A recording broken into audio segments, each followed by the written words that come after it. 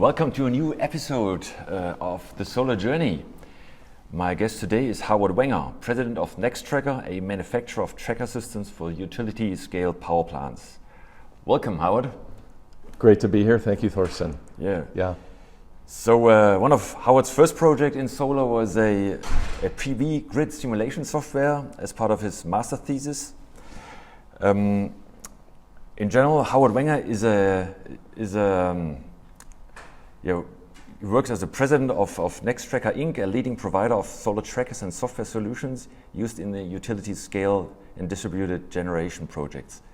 He's an accomplished solar industry business leader and executive spanning 35 years, and he brings a global commercial and operations management expertise to Nextracker from his prior leadership roles, including president and board member of Solaria Corporation, President Chief Executive Officer at SunPower Corporation, and Executive Vice President at Powerlight Corporation. He also worked at PG&E in a Californian utility and old brand in solar, AstroPower.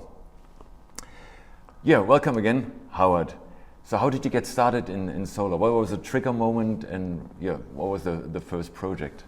Okay, so I grew up in Southern California, and there was a lot of smog alerts there. Sometimes we would be in school and we'd have to go inside because there was so much air pollution in the Los Angeles area, Southern California. Yeah. And I think that was the beginning for me, and I became conscious of the environment. There were gasoline shortages in the 1970s, so I'm dating myself, but I was graduated from high school in 1977. I was in a line waiting for gas because there was the oil embargo by OPEC. Right. And so there was a shortage of gas, and I was about to go to college, and I was wondering, what am I going to study in college? And it was in one of these gas lines I actually thought about alternative energy, not necessarily solar, but the need for energy independence. And then the final trigger moment was in 1982. So I studied environmental studies. I tried to get a job in solar in 1981 upon my graduation from college. There were 4 photovoltaic companies in the United States. I could not get a job because I had a non-science background. And in those days, it was all about research and development. Yeah. So I went to the World's Fair in Tennessee.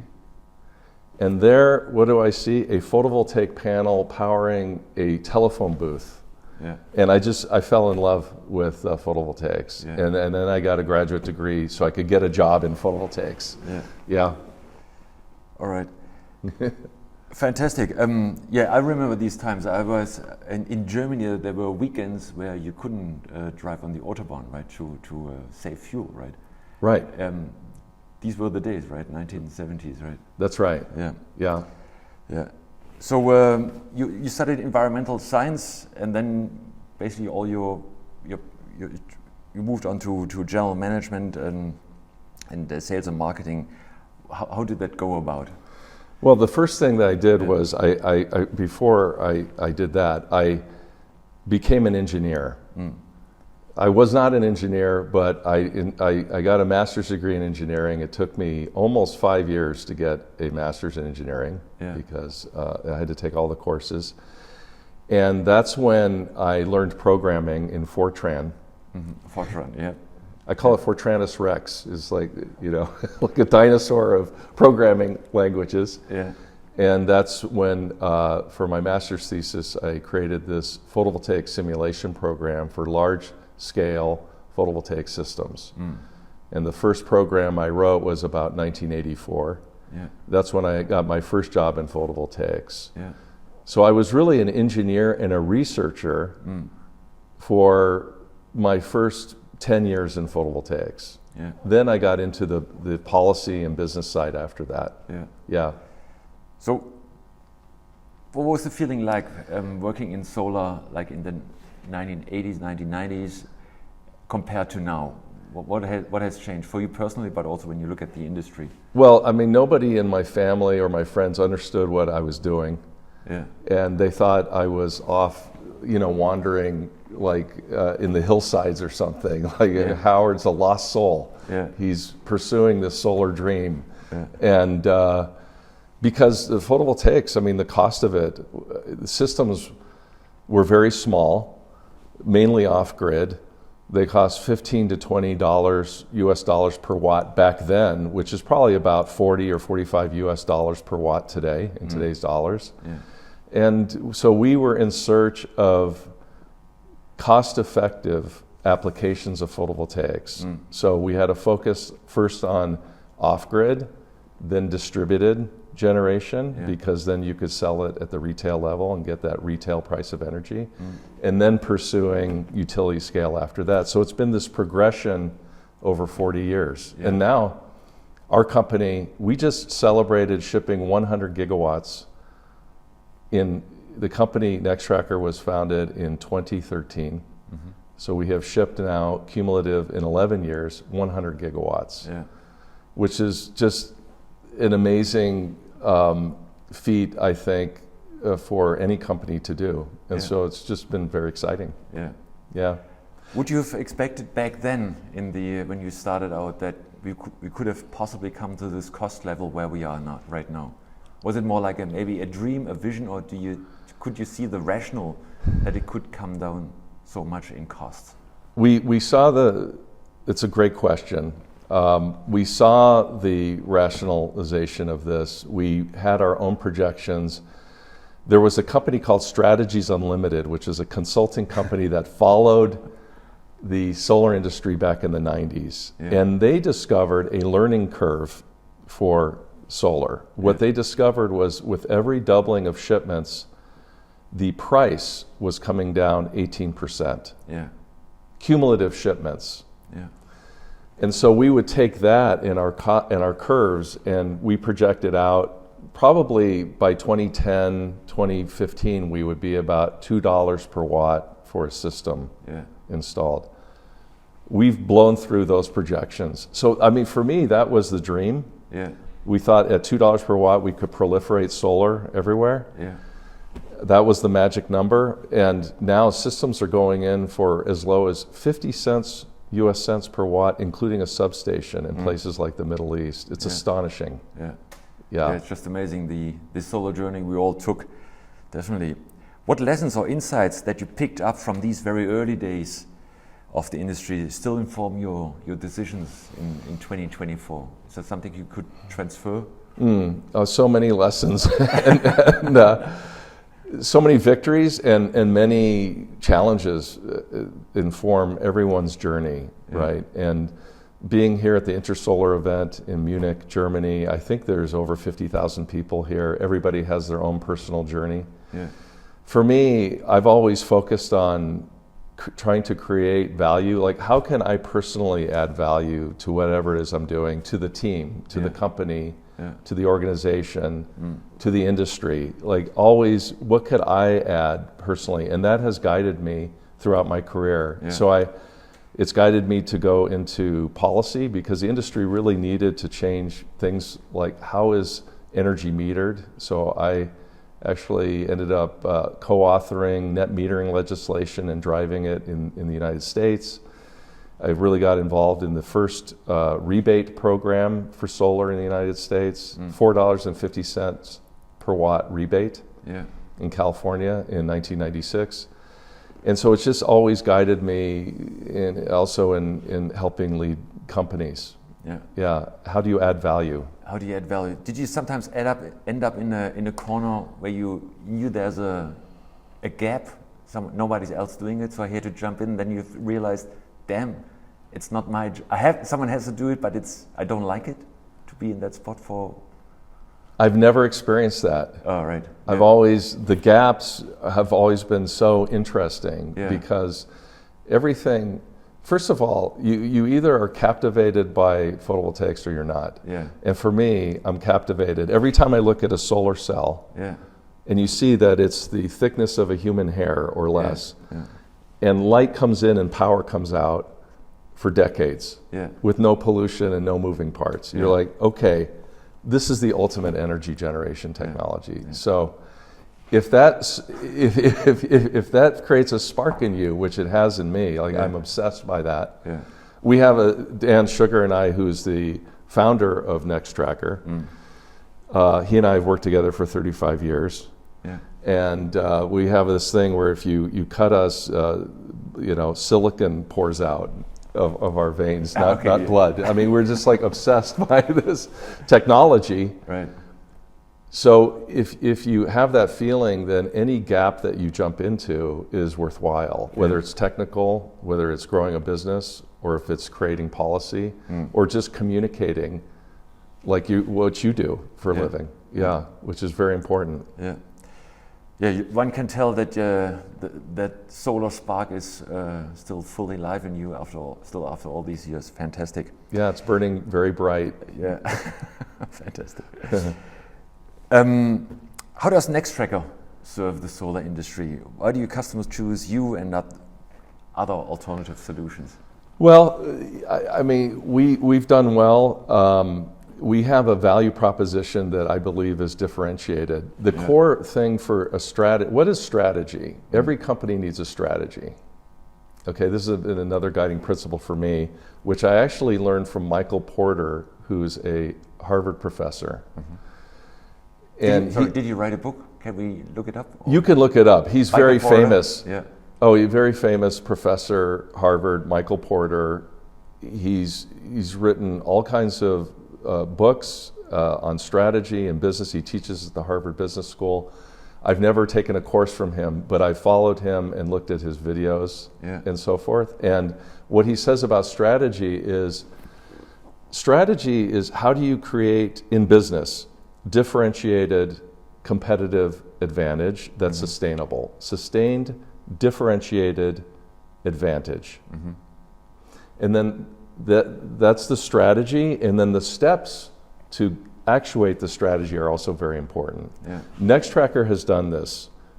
How has Nextracker created a differentiated advantage with our technology? First of all, through a lot of know-how. The founders, there's actually 6 founders. They're still with the company today. And the executive management of the company has about, on average, 25 years of solar experience.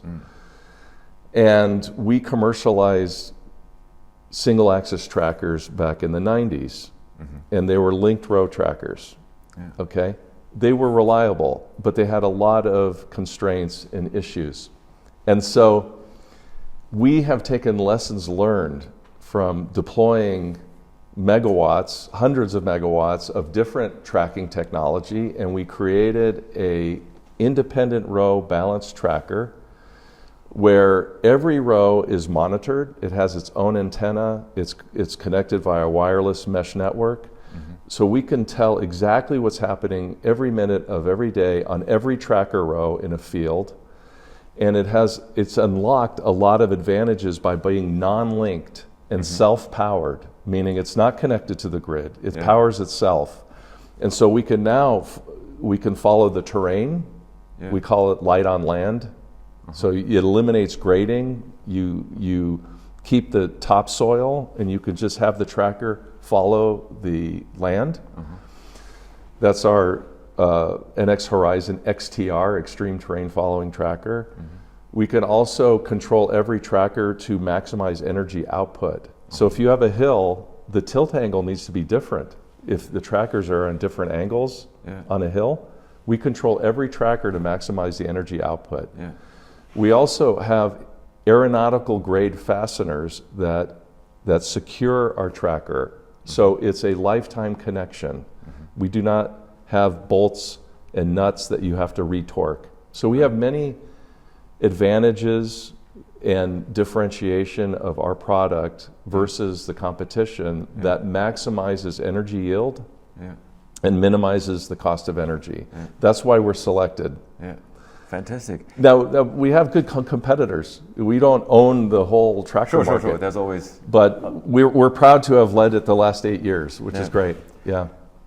What about wear parts in such tracking systems? Right, in the early days, there was always an argument against tracking because it's beautiful if you don't have to touch it, right? To keep the module fixed to whatever the roof or to the ground. And then with the trackers, you do have bearings which might need some maintenance once in a while. What's it like today with tracking systems or your tracking systems? It's amazing. We use brushless motors versus a brushed motor. Yeah. That some of our other tracker providers use.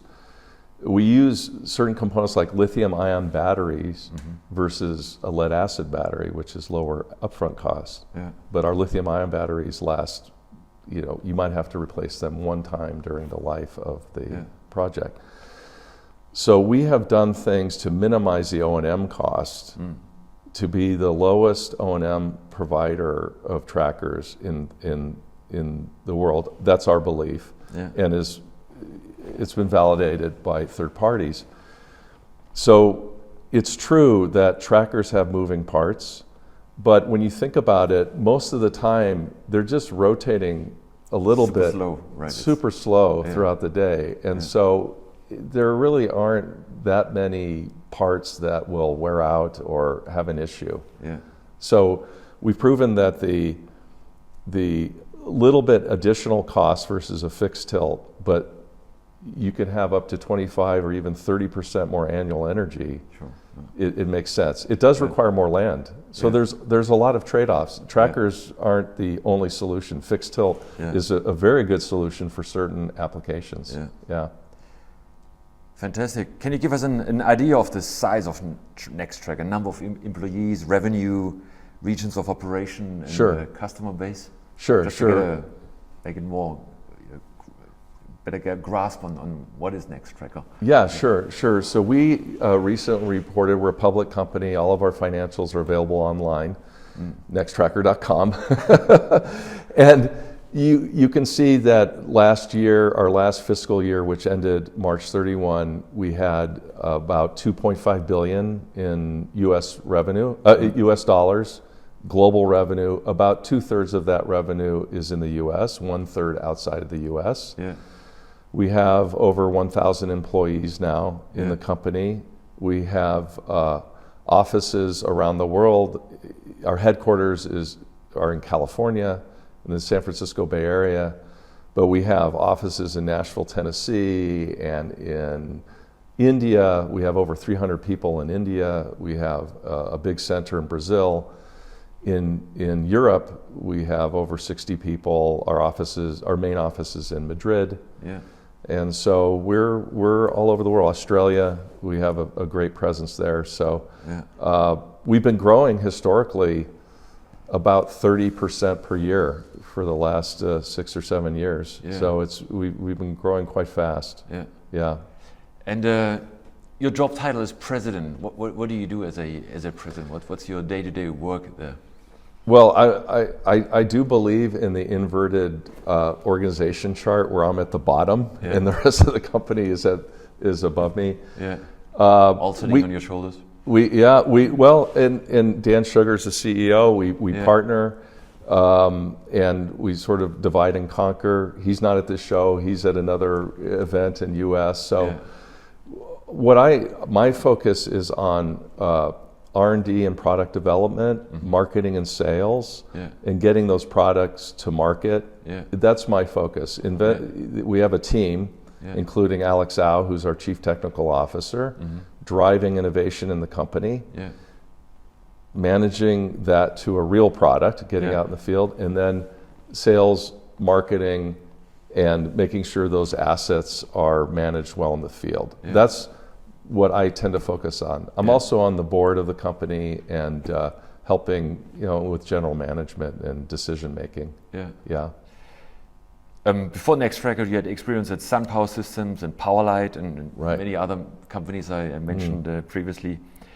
Scaling businesses. What's the biggest management learning for you when you look back, and what advice would you give someone else who's starting a business based on your learnings? Well, for people, first of all, for employees of companies, find your passion something that you're truly passionate about, because that's the number one thing that drives you. And then find something that you can personally add value to the team. So those, and then act with, I call it TRE, which is trust, respect, and empathy for your fellow employee. Trust them, your partner, have respect for them, and treat them with empathy. I think for someone starting a business, it goes back to this, what is your strategy? What can you uniquely add? We don't need another photovoltaic panel. Okay, now. There are lots of people that are making photovoltaic panels. But if you're going to start a photovoltaic cell or panel company, maybe you have an invention that's unique, that's interesting. And so for people who are starting businesses, I think that's very important to have the whole industry in mind. How can you pull the whole industry forward? That's on the, let's say, product strategy side. What about the, let's say, management, general management, business management side? What's the most important thing you should bring to the table? I'm quite religious about plan versus actual. So you have a plan, execute to your plan, whether you're in product development or whether you're in sales, in bookings or in revenue, execute to your plan. That's served. We're doing that at Nextracker. We've had, I think, 5 earnings calls, and we're executing to plan. And as a result, we're doing well for our shareholders and for our employees and our customers. So, and then always put the customer first. I mean, do right by the customer. We walk over broken glass for our customers. I mean, our customers are really the most important partner that you can have, because not only do they write the checks, they give you amazing insights on whether it's product, whether it's a sales process, whether it's fulfillment, warranty. They're the ones. Listen to your customers. I tell people to have 2 ears and 1 mouth. There's a reason for that. That's the ratio. I'm not demonstrating that right now with you, Torsten. That's your role is to talk. I'm very, it's inverted, but 2/3 of the time, please, when you're with a customer, listen. It should be really 2 eyes, 2 ears, and 1 mouth, which is 80% of the time, listen to your customers. How do you handle the situation like customization versus your standard products? I guess your customers are also creative and have ideas, and then you should, can't do it with this product. But when do you decide on,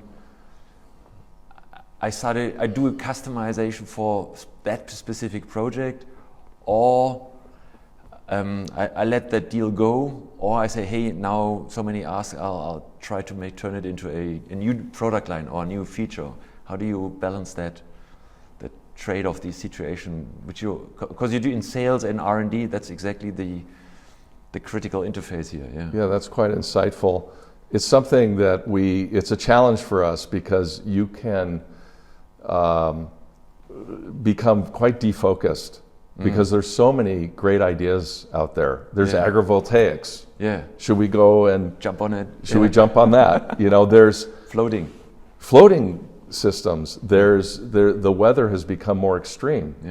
So now you have these hail missiles coming from the sky, these hail balls that are the size of a grapefruit. How do we protect those systems? And so we listen to our customers right now. This area of dealing with the environment in a more volatile environment is something we're paying a lot of attention to. So we announced last year a new product that now stows at 75 degrees so that it's more hail resistant, for example. So ultimately you have to try to be data driven, but go with your gut. I mean, at the end of the day. But that's the balance, right? So far we're doing okay in this regard. So but we have a lot of parallel efforts. I can assure you. So between art on one side and science on the other, how would you describe then, let's say, these business decisions? Are they more on the art side, like gut feel, or on the science side? In the end, I think it's 50-50. 50-50. I mean, yeah. I think it's a 50-50 thing. Ultimately, you have to go with your gut. Yeah. Because there's only so much data. There's always going to be uncertainty. You have to. Are you a skier? Yeah. Do you ski? Yeah. You know, sometimes the light can be very flat, right? Yeah. There's the sun is obscured by fog and clouds, fog, it's and just white. You can't really see the terrain. Yeah. You have to leap off the mountain Yeah. and trust that the company you'll make your way down. Yeah. So that's where the gut comes in. You have to make a decision and leap Yeah. in, because you won't have all the answers through data. Yeah. Yeah. Yeah. Yeah. Much of your experience is in the US solar marketplace. We are in Europe today. We are here at the Intersolar 2024. How would you describe the tracker uptake in Europe? Is it very different? Is it different mentality that is that you experience in sales? The energy is amazing. Yeah. The amount of activity is still really strong. I was here last year. Yeah. And comparing last year to this year, it's the same. If anything, there's more activity. I think tempering this exuberance, and there's new markets that are evolving, like Romania is a surprise market that's quite interesting, right? Yeah. For example. Tempering that is, the solar industry can be like a field of locusts. Yeah. That can like strip all of the crops and move very fast, because it's very distributed. There's so many developers, so many companies. The technology is actually quite simple. It's not that technical. It's not like building a gas plant or a coal plant or a nuclear plant, right?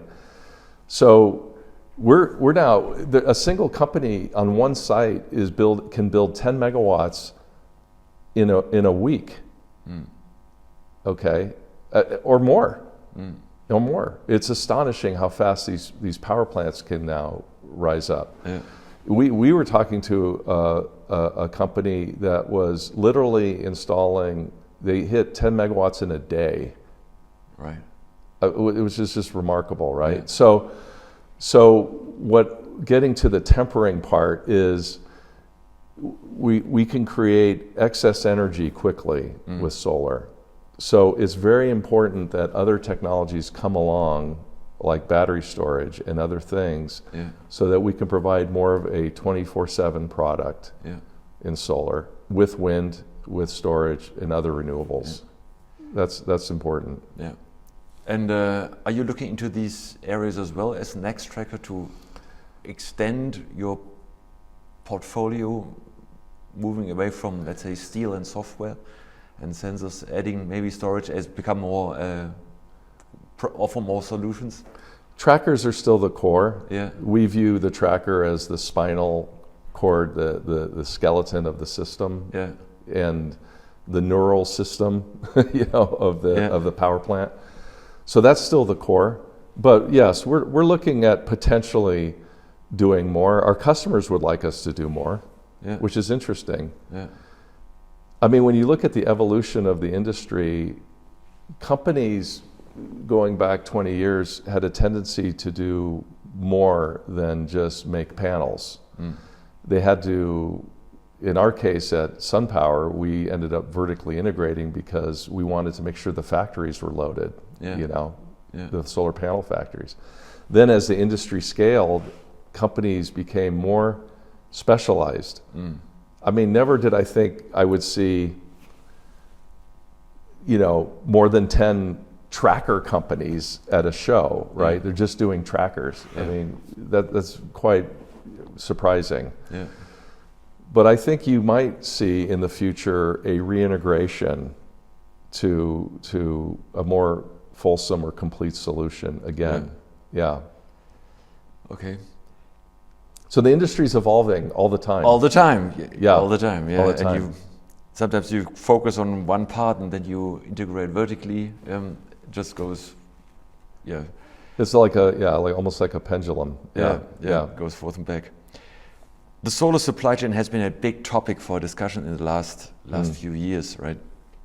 And you've been very active in localizing production. particularly in the US, locally there, but you also did the same for Australia. How do you see that playing out globally, and what kind of volumes make sense for local production for you? This is interesting because this is also one of these pendulum things, right? Because there was a tendency to have all the manufacturing come from Asia, right? But I mean, before that, it was more local. Like we had factories in different places in the world. There was, I believe that you had association with Q-Cells at some part in your career. Factory in Germany, you know, factories, a fantastic company, still around. Still around. Yeah, still going, which is great. Yeah. But there's a migration to Asia. Now there's more of a localization happening. So for Nextracker, we have over 80 manufacturing facilities around the world. We've, enabled over 20 facilities in the U.S. In a very short period of time, 2.5 years. Yeah. Whereas before, 3 years ago, the company was importing just about everything. Now we can hit 100% domestic content in the United States, as an example. Yeah. But we can achieve more than 65% in Europe, local product. Yeah. In Brazil, we have a very high percentage. In Australia, we have a very good percentage. So now it's becoming more localized. In India, over 80% localization. Yeah. So for Nextracker. So the pendulum has come back to, and it makes sense in a way because the pandemic has taught us that logistics can be incredibly disruptive. Yeah. Right? And a big issue. Yeah. So that actually was a catalyst for Nextracker to localize the United States. Oh, okay. Actually was the pandemic. It wasn't the Inflation Reduction Act, although that has accelerated our localization. Yeah. Yeah. Yeah. Talking about Inflation Reduction Act, local production of PV cells and modules is at the core of the discussions we have here at the Intersolar and also over the last few years for Europe, for the US. So in general, the experience I made, and I guess you also in a way, that it's super hard to compete with Chinese PV cell and module makers. Based on your experience, how do you think efforts to diversify that supply chain, cells and modules, will play out? I have really mixed feelings about this topic. Yeah.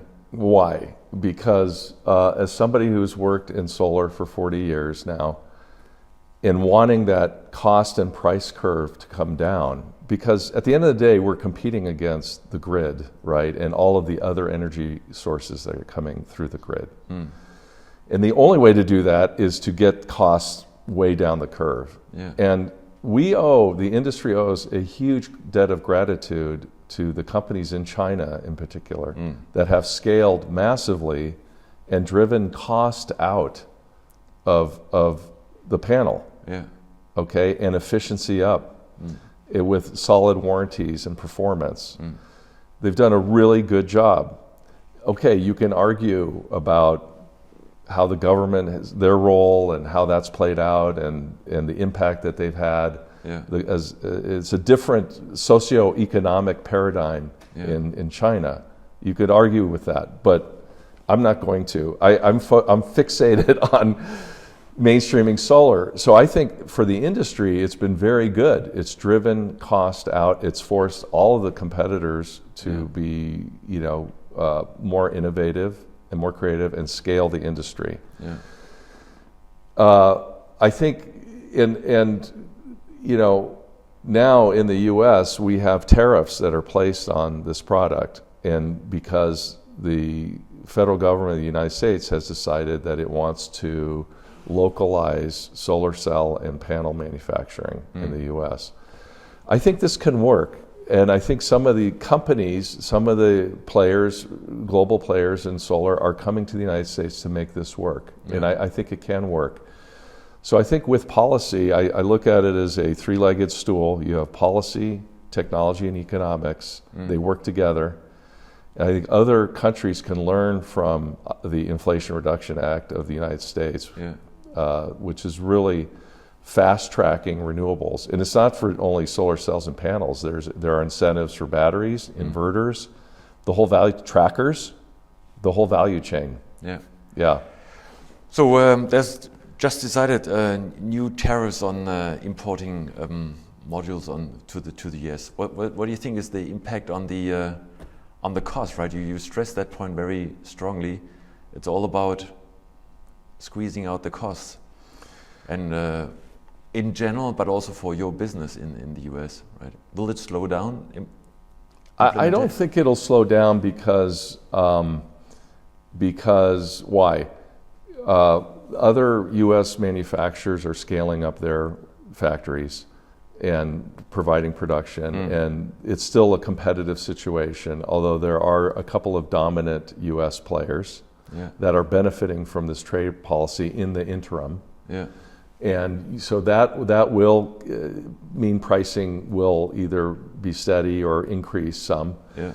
But because of the way the Inflation Reduction Act is with the tax credits for the owner, it can be offset to a degree by these 30% investment tax credit and then the 10% bonus tax credit. So you can get a 40% tax credit that can offset.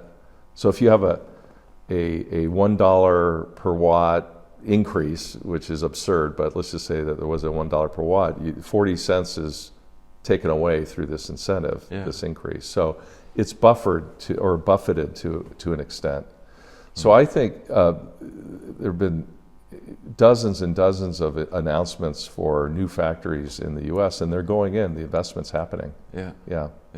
So you're not expecting a slowdown of the growth and also a growth increase in prices? I think it will. I think it's or maybe not helpful. Okay, for growth. Let me put it that way. It will slow it down to a degree, but we'll still grow. Maybe not as fast. Slower. Yeah. And I think the biggest governor is to growth is just the interconnection approvals for these projects. Yeah. And in the United States, it's astonishing what's happening there. I don't know if you're aware, but there is the U.S. generating capacity is about 1.3 terawatts, 1,300 gigawatts of installed solar. Installed capacity, electric generating capacity. All of it. Half of that's gas. Yeah. Okay. So there's 750. Let's say 750 gigawatts of gas. I don't know the precise numbers, but it's about 50% gas, the electric system today. Yeah. Solar is like 4 or 5% or something. Okay. And then you have coal and nuclear together, they're about 30%. Yeah. Okay, but when you add up, and wind has, I don't know, maybe 8% or 10%. When you add up all this, it's 1.3 terawatts, 1,300 gigawatts, U.S. generating capacity for electric. The interconnection queue, the wait line to get connected to the grid is about 2.5 terawatts. Right. Double the existing project generation capacity of the United States. Okay. The United States has something like 90 nuclear power plants. Okay. I mean, this is the interconnection queue, 90% of that plus is renewable energy of that queue. Yeah. Solar and storage is 60% of that queue. Yeah. It's astonishing. So how are we going to get these projects interconnected to the transmission system? That's the biggest governor to growth. But it's happening. They're getting connected. Yeah. Our company's grown 30% per year. We're still growing. Yeah. Projects are going through. So what's the bottleneck here? Is it technically the grid, or is it administration, like bureaucracy? What's the all of the above? All of the above. It takes it's time to get a permit. The studies that are needed. You can call that bureaucracy, but and then there are technical constraints. The technical constraints have not been reached. However, okay, there's plenty of substations and transmission distribution capacity in a lot of the United States. But there does need to be more transmission installed. There can be reconductoring, which is quite easy to do. Actually, use the existing tower, just put more capacity. So yeah, these things have to happen. Yeah. They will happen. They're happening. Yeah. Excellent. Yeah. A little jump back to Nextracker, or let's say also management. You mentioned earlier you basically you started out as a tracker system company, which is focused on having smart structures based on steel, and then you added more and more software, right? So you kind of moved the company from when I look at it, that's what I would assume, from a engineering company, like hardware engineering company, to a large portion to a software engineering company. Right. Was that any issue? How is there? There was a bit of an issue. I mean, one culture? of the things that we did was we purchased a company called Brightbox that had some AI and machine learning capability. Yeah. This is maybe 5 or 6 years ago. And because we didn't have the technical know-how in the company, so we got some help by buying a company and injecting that DNA into the company. And that has, what we did is we translated that know-how into, we manage every single tracker row, which is like the length of a football field, American or Euro football field, pretty long tracker row. Every row is managed to maximize the energy yield. That's done through software. We call it true capture. And with the advent of panels, the way they, for example, you have a solar panel, electrically, one panel can actually be 2 panels, right? It's split electrically. So we have added to the software something called split boost, where we allow the bottom half to be shaded in certain times of the day and allow the top half to be fully illuminated. So we're optimizing every moment of every day, every row through software. That's one example of how we're using software. And that came in through the company you acquired, or? I mean, that was the start. That helped provide us some of the algorithms and know-how to make that happen. But now we have a fully capable performance team, and they keep evolving the software and what we're doing. What I found surprising as a European or German, that it seems that US American companies are a lot more ready to acquire a different company if they lack the know-how or the market access, right? I think, at least in Germany, I'm German, there's usually the tendency, well, that company is so expensive, we might as well do it ourselves, right? Then you start from scratch. So it's a very different philosophy, I would say, right? Yes. To grow a company in terms of pure growth or adding features and did you observe that yourself, or can you give do you understand why that is? No, but I understand it, and we talk about it. I mean, they call it organic versus inorganic growth, and in a company, and it's a trade-off, right? You can do it organically. You could try to hire the expertise, reroute some of your existing people, get them on a project. But then there's always competing priorities. Sometimes a company has so many competing priorities that they can't really dedicate the resources that are needed to expand their horizons. And that's when, what I've observed in the companies that I've been in, we're like, okay, we're gonna acquire a company because you really try to find a synergy. You really want to find a company that's doing something that you're not doing, but will fit culturally together. And maybe in Germany, I don't know, maybe that's just something, there's a concern or there's an experience that when you bring another company that the culture fit isn't there, or it just doesn't work. Often it doesn't work in the United States. I mean, I think it's like marriages, I don't know what the statistics are, but it's like 50%. 50-50. 50-50. I mean, I think it's like that for companies that buy other companies. And with that different perception of how do you do growth organically or inorganically, in the US there's also a very different approach to value a company, right? in Germany, it's usually like, we just look at the EBIT for the last 2 years, and that's it, right? We pay you the EBIT of the last 3 years. And in the US, it's more like you go about multiples. You look into the future. You look at the people you would acquire. There's a very different approach to valuation of companies, right? Have you observed that as well? And because you're also active as an investor, and that's true. Acting mostly in the US, and maybe you have also looked at the VC landscape in Europe, and maybe you also observed the differences there. Yes, all true. I think that if you're a public company like Nextracker is, you're held to maybe a different standard where the investors in the company, since we're a publicly owned company, anybody can own Nextracker, and so some of the traditional metrics, financial metrics, are important. The multiples that we're paying for this company.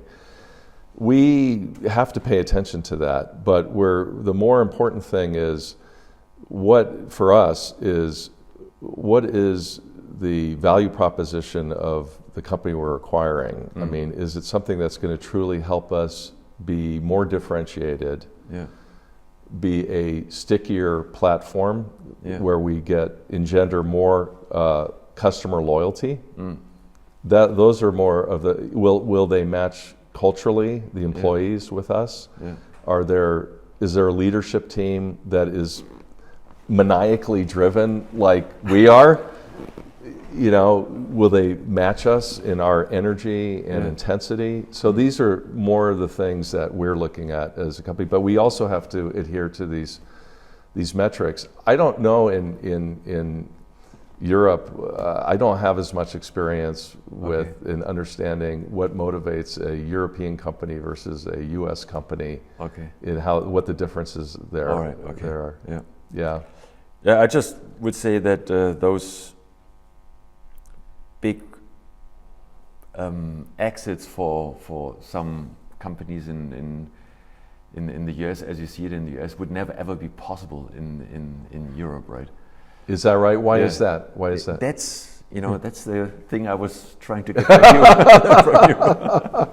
So maybe we do some research and meet again. When I was at it's very different, right? I mean, look at that's one of those iconic examples, right? But for example, WhatsApp, right? It's a team of a bunch of engineers, and you. I see this sort of startup thing. Not only startup, but even mature companies, and then you value them at a crazy value. I see. Because you look into the future, right? Yes, and I think you would never ever see that or rarely see that in Germany, right? So the VC culture is super different, right? And California is of course the ultimate space for that. And there's also a disproportionate number of casualties, I think, in the business world in the U.S., right? Versus, maybe it's a more careful approach here. I did have a fortunate experience of working with Total, the giant energy company out of France. They were a 60% owner of SunPower when I was there. And a great, fantastic partner. And they acquired companies while we were there. They made investments in storage. They bought a retail energy company in Belgium. And they, I think, were very thoughtful, to your point, about these companies and their prospects and holding them to, deliver on their plans. But also, they were, I think, very forward-leaning in terms of where we're going for the future. And that was really caused by the leadership of Total, which is still in place and driving that company to be one of the leading green energy companies in the world, which is exciting. That's what we need. We need these energy giants to move in. We're very proud to have grown our company, 8 billion market cap. Market cap. That's fantastic.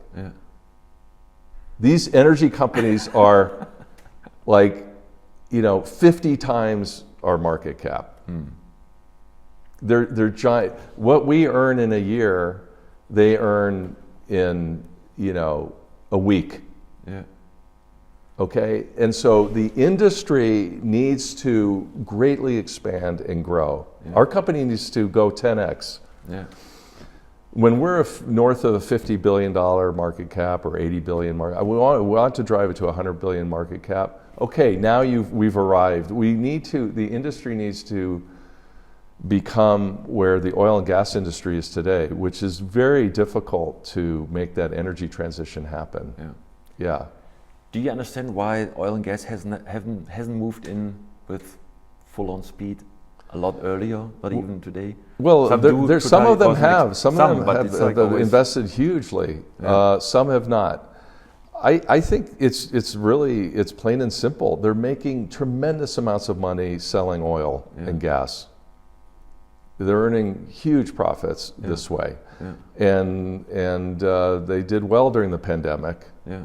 And they're doing well now. Yeah. And I think that at the end of the day, shareholders in most of these energy giants are publicly owned companies. Yeah. You have to focus on profitability. And so I think some are investing big time. I mean, we're working with these companies. Yeah. Most of the large energy companies we're working with, they are in solar, they're in wind. Yeah. We want them to do more. Please do more. They're doing great though. We highly value them and we're very happy with their progress. But we need to go 10x in renewables. All right. Why do we need to do that? Why do you think we need to do that? You're a scientist. Well, you know the data. There's why we need to do that. We've got something going on with our climate, and we need to protect the basis for our life, right? You got that right. Yeah. Yeah, that's the core of the mission. That's exactly what binds these 50,000 people together at this Intersolar event. Yeah. Right? So my final question is usually what's required to take solar to the next level? I guess you just put it out, right? You have to grow 10 times and we need the big utilities to come in even more than today. Yeah. Or would you add an extra perspective to take solar to the next level? I mean, it's going to happen with or without these energy companies coming on board. It's inevitable. It's unstoppable. It's undeniable. Look at the interconnection queue of the United States. Look at it here in different parts of Europe, in Spain and Germany. I mean, it's happening. The energy transition is going to happen with or without these. It could go faster if these other companies joined, but it's happening. Yeah. It's going to happen. So it's a foregone conclusion. We need more hybrid systems, I would say. You know, we have to solve the storage problem. Storage on site. Yeah, but with electric vehicles and lithium ion costs coming down, I mean, it's. Did you know that California has 10 gigawatts of battery storage they've installed in 4 years? The grid's 50 gigawatts. Already there's 10 gigawatts of storage in about 35 gigawatt hours. Yeah. It's amazing. It's amazing, yeah. So it's happening. It's super exciting. Hey, thank you so much for this interview. Howard, thanks a lot for joining and sharing your personal solar journey and all your insights. And I wish you all the best for your Nextracker and enjoy the rest of the days here at Intersolar. Really appreciate it. I think the name of your podcast, The Solar Journey, is spot on. Yeah. Yeah, it's been a journey. Yeah. Thank you. Thanks. Really appreciate it. Yeah, great.